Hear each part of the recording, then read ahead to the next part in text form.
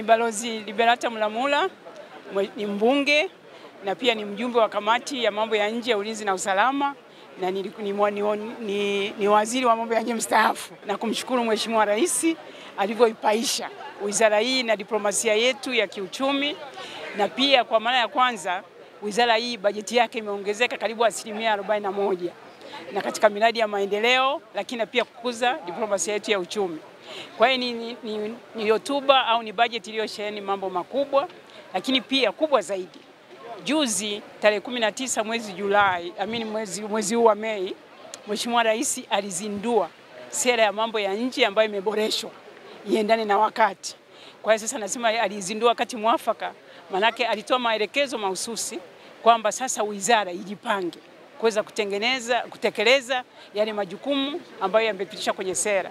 Kwa hiyo sasa Mheshimiwa Rais sasa ni kama amepata kibali cha bunge kwamba kuendelea kutekeleza ile sera ya mambo ya nje ilivyoboreshwa.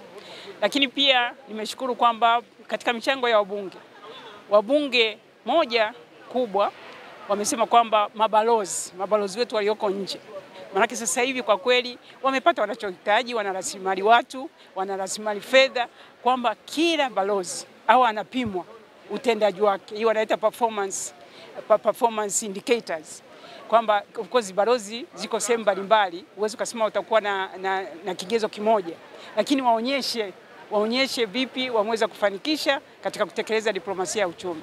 Lakini ya pili, kwamba wananchi wengi hawaelewi maana ya diplomasia ya uchumi, na kama sekta binafsi hazijui hata fursa zilizopo katika mashirika yetu ya kikanda, katika mahusiano yetu ya kimataifa.